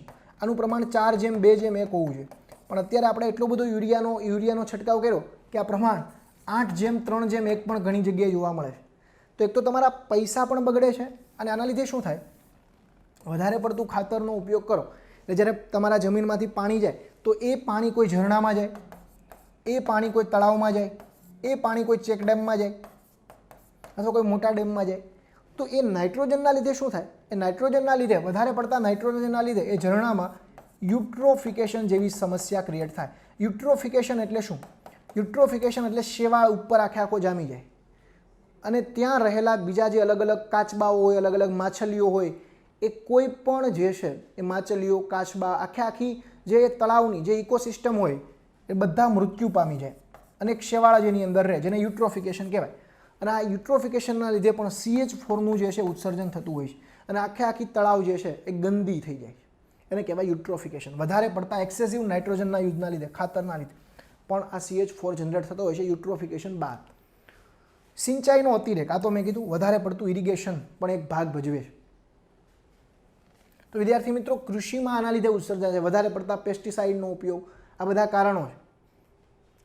પાકના અવશિષ્ટનું પણ દહન કરે છે. આપણે જોયું તો હરિયાણા, પંજાબ, યુપી, આ બધા દિવાળી અને એ બધા વિસ્તારમાં ત્યાં શું થાય? ચોખાની જે ડાંગર હોય, ચોખા હોય, તો એનું દહન કરી નાખે, એને સળગાવી નાખે. એના લીધે શું થાય? કે પોલ્યુશન ક્રિએટ થાય. દિલ્હીની અંદર વધારે પોલ્યુશન ક્રિએટ થાય એનું કારણ આ પણ છે, પણ એ અમુક મહિનાઓમાં જ થાય. પણ કહેવાનો મતલબ એ છે કે પાકનું જે અવશિષ્ટ જે છે, અવશિષ્ટ જેને આપણે રિસિડ્યુરી કહીએ, ક્રોપ રિસિડ્યુરી, તો આ ક્રોપનો જે વધેલો કચરો જે છે એનો ઉપયોગ લીલા પ્રવાસ તરીકે કરી શકીએ, કે એને જમીનમાં જ તમે નાખી દો એટલે એનું ખાતર બની જાય, ઓર્ગેનિક ખાતર થઈ જાય. બીજો ઉપયોગ એ કરી શકીએ કે આપણે એને હેપી સીડર મશીનમાં સબસિડી આપીએ, હેપી સીડર મશીન, કે જેથી આ એ લોકો એને સળગાવે નહીં. એનો આપણે એ કચરાનો ઉર્જા મેળવવા માટે પણ ઉપયોગ કરી શકીએ, પણ એ થોડુંક કોસ્ટ વધારે છે. અને બીજું કે ભારતમાં એ સંબંધિત R&D પણ ઓછું થાય છે. તો સરકારે એમાં ફોકસ કરવું પડે કે આ અવશિષ્ટનો નિકાલ કઈ રીતે કરવો, કઈ રીતે એનો એફિશિયન્ટ રીતે ઉપયોગ કરવો. ઓકે, ચલો આગળ વધીએ. ઉપાયો કયા ઉપાયો છે આના માટેના? જોઈ લઈએ ઉપાયો કયા છે. એક તો ઝીરો ટીલેજ ફાર્મિંગ. ઝીરો ટીલેજ ફાર્મિંગ એટલે શું? કે તમારે વધારે પડતું હળ ને એ બધું નહીં ચલાવવાનું જમીન ઉપર. ટીલેજ એટલે કે તમે જે વધારે ખેડાણ કરો છો જમીનના લીધે, એના લીધે જમીનનું ધોવાણ થાય છે, જમીનના જે ન્યુટ્રિયન્ટ્સ હોય એ પણ ઓછા થઈ જાય છે. એટલે ઝીરો ટીલેજ ફાર્મિંગનો ઉદ્દેશ્ય છે, તમે આ મેઇન્સમાં લખી શકો, આ ઇનિશિયેટિવ કોઈ બી જગ્યાએ લખ્યું કે ભાઈ સરકારે ઝીરો ટીલેજ અથવા ખેડૂતે ઝીરો ટીલેજ ફાર્મિંગ પર ફોકસ કરવું જોઈએ. ઓકે, ચલો આગળ વધીએ. બીજું, ભારત દેશમાં જે પશુઓનો જે ઘન કચરો જે છે, આપણે વાત કરીએ આખું બધું લઈ લે, ભારતમાં જે પશુઓનો જે ઘન કચરો જે છે, CH4 જે આપણે વાતાવરણમાં છોડીએ એની જગ્યાએ એમાંથી બાયોગેસ પ્લાન્ટ બનાવવા માટે પ્રોત્સાહન આપવું જોઈએ.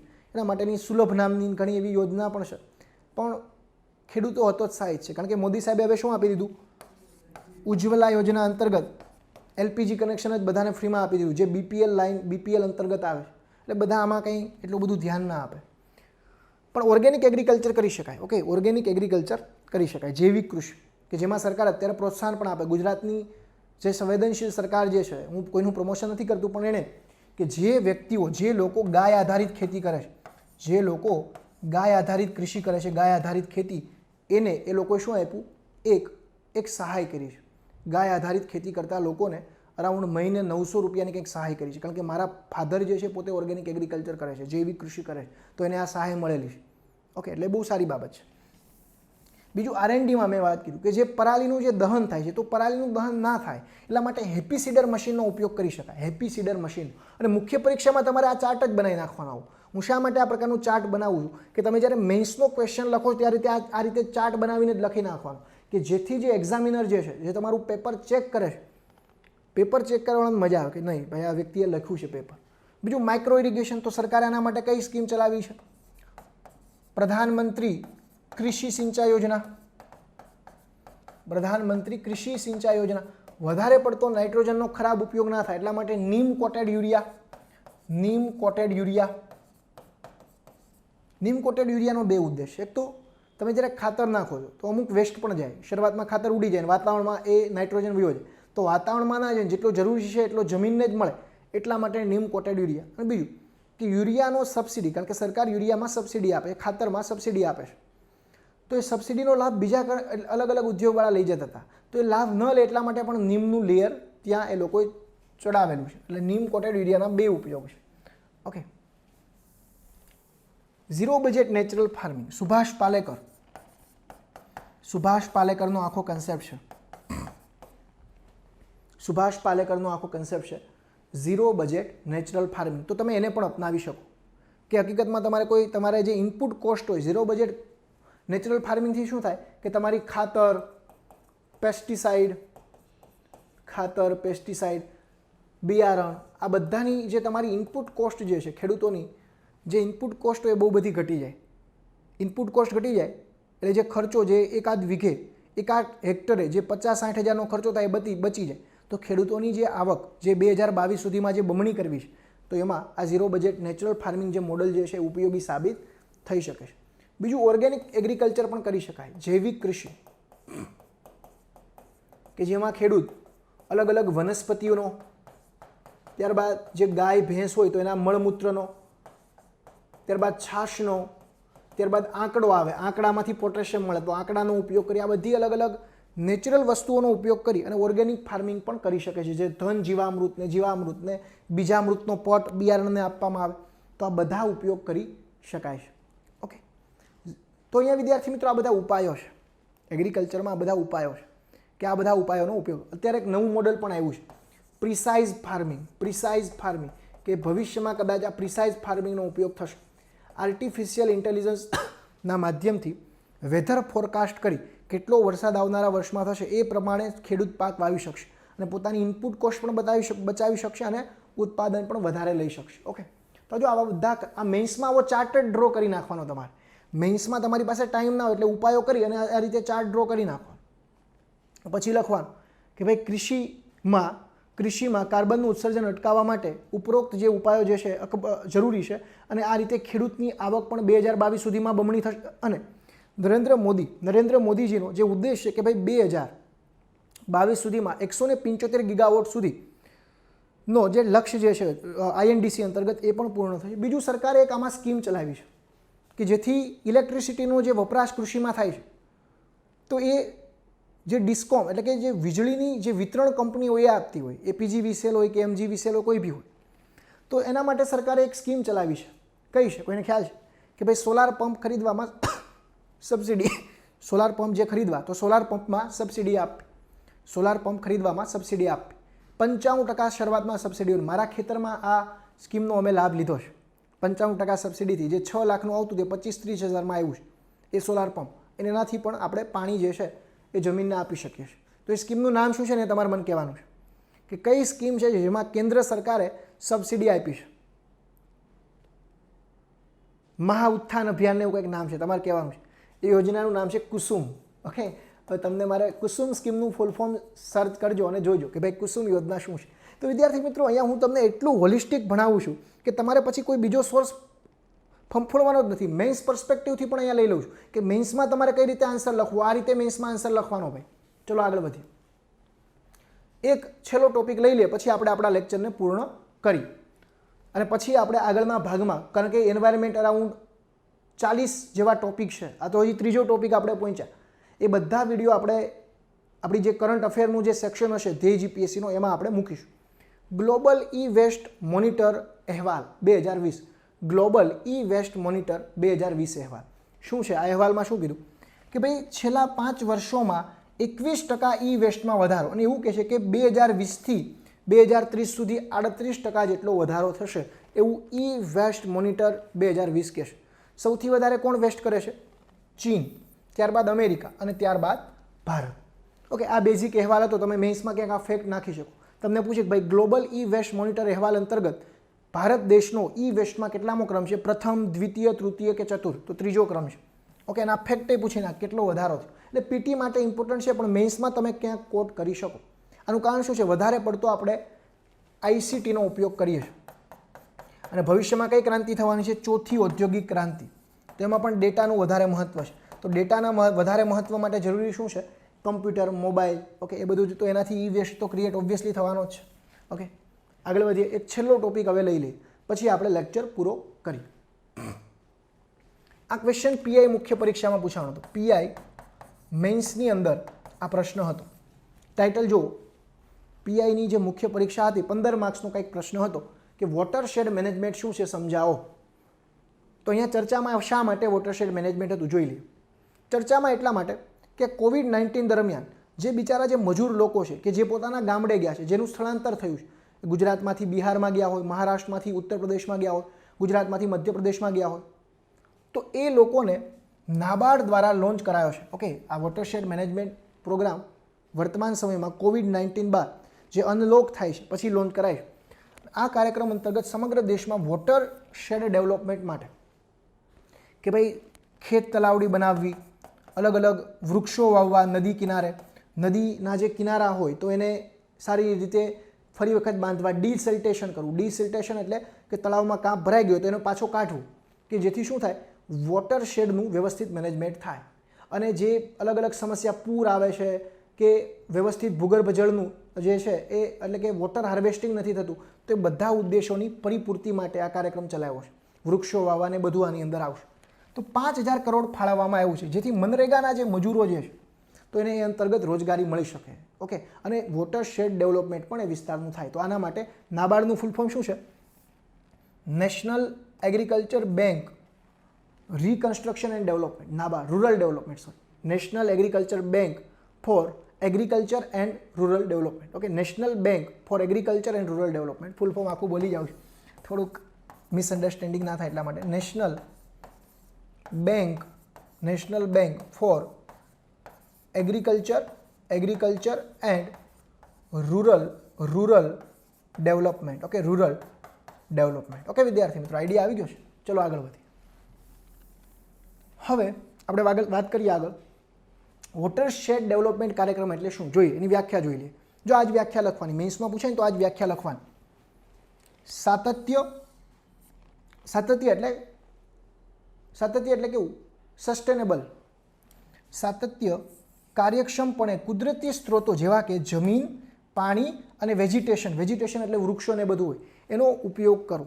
ઇફિશિયન્ટ અને સસ્ટેનેબલ રીતે આપણે સાતત્યપૂર્ણ રીતે અને કાર્યક્ષમ રીતે કુદરતી સ્ત્રોતો, જમીન, પાણી અને વેજીટેશનનો ઉપયોગ કરવો. એટલે ભાઈ આનો મેઇન સિમ્પલ એમ એ છે કે તમારે વોટર હાર્વેસ્ટિંગ કરવું, તમારા ગામમાં વૃક્ષો વાવવા કે જેથી જમીનનું ધોવાણ ને બધું અટકે, વૃક્ષો વાવવા, એ બધા કાર્યક્રમ કરવા. ઓકે, જમીનમાં જે પ્રદૂષણ ફેલાય છે ના ફેલાય, સોલિડ વેસ્ટનું મેનેજમેન્ટ કરવું. ઓકે, તો આને કહેવાય બેઝિકલી વોટર શેડ ડેવલપમેન્ટ. જોઈએ આગળ. હવે આના લાભો શું છે? લાભો એ તો છે કે ઇકોલોજીકલ હેલ્થ જળવાય રહે. તમે વોટર શેડ મેનેજમેન્ટ કરો તો જે તમારા જે વૃક્ષો ને બધું વાવો તો શું થાય? તમારું વિલેજ કાર્બન ન્યુટ્રલ બને, જે કાર્બન સિંક તરીકેનું કામ કરે. તમે ગામમાં વૃક્ષો વાવો તો તમારું એક તો ટુરિઝમ ને બધું બી ડેવલપ થાય, ત્યાં લોકો બીજા પણ આવે. એનાથી જે અલગ અલગ ફળો થાય, ફૂલો થાય તો એની ગ્રામ પંચાયત શું કરી શકે? એને વેચી શકે, ગરીબોમાં બાંટી શકે. જે બિચારા વંચિતો હોય એને કે ભાઈ તમે ફૂલ ને ફળ ને બધું લઈ આવો અને વેચી આવો, તો એક ઇકોનોમી પણ ડેવલપ થાય. એટલે કે આર્થિક લાભો થાય, ઇકોલોજીકલ હેલ્થ જળવાય, માણસનું સ્વાસ્થ્ય પણ જળવાય. તો આ બધા લાભો છે એના. પૂરને એવું બધું ના આવે એ પણ લાભો છે. વોટરશેડ મેનેજમાં પૂર કંટ્રોલ કરી શકાય. બીજું, દુષ્કાળ જેવી પરિસ્થિતિ આવે પણ તમારા ગામમાં પાણી ખૂટ્યું હોય નહીં, દુષ્કાળ સામે પણ રક્ષણ મેળવી શકાય. આ બધા લાભો છે. પડકારો શું છે કે ભાઈ વોટરશેડ મેનેજમેન્ટ, હવે હકીકતમાં જળ જે છે ને, પાણી જે છે, જળ જે છે એ રાજ્ય યાદીનો વિષય છે, રાજ્ય યાદીનો. પણ અહીંયા તમે જે કાર્યક્રમ ચલાવ્યો કેવો છે? કેન્દ્રીકૃત છે. એટલે વધારે પડતી સેન્ટ્રલાઇઝ વ્યવસ્થા છે. એટલે સરકાર શું કરે છે? વન સાઇઝ ફિટ ઓલ એપ્રોચનો ઉપયોગ કરે છે. તો આ એપ્રોચ સરકારની ખોટી છે. One size fit all approach જે સરકારની જે છે ખોટી છે, જૂઠી એપ્રોચ. એની જગ્યાએ સરકારે અભિજીત બેનર્જીનું જે મોડલ જે છે, રેન્ડમાઇઝડ કંટ્રોલ ટ્રાયલ એરર મેથડનો ઉપયોગ કરવો જોઈએ. ઓકે, વધારે કેન્દ્રીકૃત વ્યવસ્થા છે એને દૂર કરવી જોઈએ. બીજું, કોમ્યુનિટી પાર્ટિસિપેશન મહત્વનું છે. જો જેમ કે અલગ અલગ એનજીઓને પણ સરકારે સમર્થન આપવું જોઈએ. જેમ કે સોનમ વાંગચુક નામના એક વ્યક્તિ છે, તો એ અલગ અલગ વિસ્તારમાં આઈસ સ્તૂપ બનાવે છે, લદ્દાખમાં આઈસ સ્તૂપા. બીજા રાજેન્દ્રસિંહ કરીને એક વ્યક્તિ છે જેને વોટર મેન ઓફ ઇન્ડિયા કહેવાય છે, તો એને રાજસ્થાનના દુષ્કાળગ્રસ્ત વિસ્તારોમાં બહુ બધા ડેમો ને એવું બધું બનાવ્યું. તો એનજીઓને પણ તમારે આની અંદર સહભાગી બનાવવા જોઈએ. બીજું, એક પુણેનું એક એનજીઓ છે નદી જીવિત ફાઉન્ડેશન. તો એ નદી જીવિત ફાઉન્ડેશન નામના એનજીઓએ જે સરકાર કામ નથી કરી શકતી એ કામ એણે કરીને બતાવ્યું. ગુજરાત સરકારની એક સ્કીમ આવી હતી સુજલામ સુફલામ યોજના, તો આમાં પણ કોમ્યુનિટી પાર્ટિસિપેશન હતું. સુજલામ સુફલામ યોજના આ પણ એક સારી એવી સ્કીમ હતી, સુજલામ સુફલામ યોજના. બીજું, ગુજરાત ભારતમાં એક પડકાર કેવો છે? જનભાગીદારીનો અભાવ નથી. એટલે શું કરવું જોઈએ? જનભાગીદારીનો અભાવ છે પણ વધારવી જોઈએ. જે અલગ અલગ એનજીઓના નામ આપ્યા એને પણ આમાં જોડાવવું જોઈએ. બીજા પણ એનજીઓએ આમાં સપોર્ટ કરવો જોઈએ. બીજું, ભારતમાં માત્ર સરફેસ આધારિત વોટર ઉપર જ ધ્યાન દેવામાં આવે છે. સરફેસ, ભૂગર્ભ જળને તો કોઈ કન્સિડર કરતા નથી. તો સરકારે વોટરશેડ મેનેજમેન્ટ ડેવલપમેન્ટમાં ગ્રાઉન્ડ વોટર જે છે, ગ્રાઉન્ડ વોટરને પણ કન્સિડર કરવું જોઈએ. ગ્રાઉન્ડ વોટર એટલે ભૂગર્ભ જળને પણ કન્સિડર કરવું પડશે. ગ્રાઉન્ડ વોટરને પણ કન્સિડર કરવું પડશે. તો અહીંયા આપણે લાભો પણ જોઈ લીધા અને પડકારોનો પણ અભ્યાસ કરી લીધો. ચલો આગળ વધીએ. ઉપાયો કયા કયા છે કે ભાઈ આપણે વોટરશેડ ડેવલપમેન્ટને ઇફિશિયન્ટ રીતે કઈ રીતે લાગુ પડી શકે? તો જો આખો મેઇન્સનો આન્સર થઈ ગયો જે પીઆઈમાં પૂછાણો હતો, તો અહીંયા ઉપાયો પણ આ જ રીતે લખવાના. આ રીતે તમે જેટલું સિમ્પલ અને સરળ લખશો, ઓછામાં ઓછા શબ્દોમાં જેટલું સારામાં સારી રીતે વ્યક્ત કરશો એટલા વધારે માર્ક્સ મળશે. આ મેઇન્સની સ્ટ્રેટેજી તમારી હોવી જોઈએ. પાણી પંચાયત, ગ્રામ્ય સ્તરે પાણી પંચાયત હોવું જોઈએ. વોટર ઓડિટ થવું જોઈએ. ગ્રામ સભા એ સરપંચને એના ગ્રામ પંચાયતના સભ્યોને પ્રશ્ન પૂછવા જોઈએ. વોટર ઓડિટ ફરજિયાત બનાવવું જોઈએ. જો કર્ણાટકનો એક આ કાર્યક્રમ રોલ મોડલ છે સુજાલા. આ તમે મેઇન્સમાં આન્સર લખી શકો કે ભાઈ જે રીતે કર્ણાટક રાજ્યએ વોટરશેડ મેનેજમેન્ટ માટે સુજાલા કાર્યક્રમ ચલાવ્યો, તો અન્ય રાજ્યોએ પણ એની પાસેથી સહકાર સાધી અને આ પ્રકારનો કાર્યક્રમ શીખવો જોઈએ. જેમ કે કેરળમાં એક સ્કીમ હતી સેલ્ફ હેલ્પ ગ્રુપ માટે, સ્વ સહાયતા સમૂહ માટે. કેરળ રાજ્યમાં એક સ્કીમ હતી, એ સ્કીમનું નામ હતું મિશન મંગલમ. તો આ મોડલમાંથી આગળ વધી અને મોદી સાહેબે એના જે અલગ અલગ અધ્યક્ષતા સ્કીમના એને બોલાવ્યો અને ગુજરાત સરકારે પણ સેલ્ફ હેલ્પ ગ્રુપ માટે, સ્વ સહાયતા સમૂહ માટે, જેને આપણે ગુજરાતમાં સખી મંડળ કહીએ છીએ, તો એના માટે એક સ્કીમ ચલાવી જેનું નામ આપ્યું એણે આ જે સ્કીમ હતી કેરળમાં એનું નામ શું હતું? કુદુંબશ્રી. ગુજરાતે જે સ્કીમ ચલાવી એનું નામ શું હતું? મિશન મંગલમ. તો ગુજરાતે આ સુજાલામાંથી કંઈક શીખી નવી એક સ્કીમ ચાલુ કરવી જોઈએ. બીજા રાજ્યોએ પણ સુજાલામાંથી શીખી અને વોટરશેડ ડેવલપમેન્ટ માટે નવી સ્કીમ ચાલુ કરવી જોઈએ. બીજો ઉપાય છે એક મેપિંગ થવું જોઈએ કે ભાઈ કયા કયા વિસ્તારમાં વોટરશેડ મેનેજમેન્ટ કેવું છે, ક્યાં નદી છે, ક્યાં ઝરણું છે, ક્યાં ભૂગર્ભ જળનું પ્રમાણ વધારે છે, ક્યાં ઓછું છે. જો વ્યવસ્થિત સર્વે થશે તો આખું આયોજનબદ્ધ એક કાર્યક્રમ તમે ડેવલપ કરી શકશો. અને જે કેન્દ્રીકૃત વ્યવસ્થા છે એને કેવી કરવાની છે, વિકેન્દ્રીકૃત. તો Indian soil and land use survey organisation દ્વારા માઇક્રો વોટરશેડ એટલાસ પણ બનાવ્યો છે. અને જ્યારે પણ કોઈ રાજ્ય સરકાર વોટરશેડ ડેવલપમેન્ટ અથવા કોઈ જિલ્લા વાઇઝ સોંપે છે તો એ જિલ્લાએ એ રાજ્ય સરકારે આ જે માઇક્રો વોટરશેડ એટલાસ જે છે એનો ઉપયોગ કરી અને પોતાના જિલ્લાનો પોતાના રાજ્યનો એટલાસ બનાવી અને એના આધારે યોજનાનું આયોજન કરવાનું અને યોજનાનું અમલીકરણ કરવાનું રહેશે. એટલે આ બહુ સારી બાબત છે કે Indian soil and land use survey organisation દ્વારા એક માઇક્રો વોટરશેડ એટલાસ જે છે બનાવવામાં આવ્યો છે. આગળ વધી એનજીઓને સહભાગી બનાવવાના આપણે વાત તો કરી ને, અલગ અલગ એનજીઓ જે છે એને સહભાગી બનાવવાના છે. જેમ કે મેં અલગ અલગ એનજીઓના નામ લીધા. સોનમ વાંગચુકનું એનજીઓ છે જે આઈસ સ્તૂપ બનાવે છે. ત્યારબાદ આપણે ચર્ચા કરી નદી જીવિત ફાઉન્ડેશન કરીને એક એનજીઓ ચાલે છે. બીજા કેટલા એનજીઓ છે. તો તમે એનજીઓનું કામ શું છે? નોન ગવર્મેન્ટ ઓર્ગેનાઇઝેશનનું કામ એ છે કે લોકો અને સરકાર વચ્ચે સેતુનું કામ કરે છે. ઓકે, આગળ વધીએ. હવે ભારત સરકાર દ્વારા કયા કયા પગલાં ગ્રાઉન્ડ વોટર સંબંધિત અને વોટરશેડ મેનેજમેન્ટ અંતર્ગત લેવાય? મનરેગા અંતર્ગત આ લાવ્યા, ખેત તલાવડીને બધું કામ કરવું. ત્યારબાદ ડ્રોટ પ્રોન એરિયા પ્રોગ્રામ ચલાવ્યો 1973 થી 74ની વચ્ચે, ડ્રોટ પ્રોન એરિયા પ્રોગ્રામ. ત્યારબાદ national watershed development for rain fed area, એટલે કે જ્યાં વધારે ઓછો વરસાદ પડે છે ત્યાં કઈ રીતે વોટરશેડ મેનેજમેન્ટ કરવું. રાજસ્થાન છે એટલે કે ડ્રોટ પ્રોન એરિયા આવે છે ત્યાં કઈ રીતે વરસાદનું વોટરશેડ મેનેજમેન્ટ કરવું. ત્યારબાદ નિહંચલ વિશ્વ બેંક દ્વારા આ પ્રોજેક્ટને સહાય કરવામાં આવે છે. તો આ ભારત સરકાર દ્વારા પણ અલગ અલગ ચલાવેલા પ્રોજેક્ટ છે. તમારે મને એ કહેવાનું છે કે વોટર માટે કયો એસડીજી છે, વોટર માટે એસડીજી કયો છે, તમારે મને કોમેન્ટ બોક્સમાં કહેવાનું છે. જે વિદ્યાર્થીઓ મુખ્ય પરીક્ષાની તૈયારી કરે છે એને દરેક એસડીજી યાદ રાખવાનું. એસડીજી 1 તો કે નો પોવર્ટી, એસડીજી 2 તો કે ઝીરો હંગર, એસડીજી 3 તો કે હેલ્થ એન્ડ વેલબિંગ, એસડીજી 4 તો કે education quality base education, SDG 5 તો કે જેન્ડર ઇક્વાલિટી, એસડીજી 6 શું છે SDG 6 sanitation and drinkable water, SDG 7 affordable efficient and renewable energy access of energy, SDG 8 decent work and economic growth, SDG 9 infrastructure innovation and industry, SDG 10 reduce inequality, SDG 11 12 13 14 15 16 17 બધા યાદ રાખવાના છે કારણ કે તમે મુખ્ય પરીક્ષામાં આન્સરમાં ક્યાંક લખી શકો. હવે પછીનો જે ટોપિક જે છે વિદ્યાર્થી મિત્રો, જેનો ડ્રાફ્ટ તૈયાર થઈ ગયો છે, આ ટોપિક તમારે મેન્સમાં છે, એન્વાયરમેન્ટ ઇમ્પેક્ટ એસેસમેન્ટ.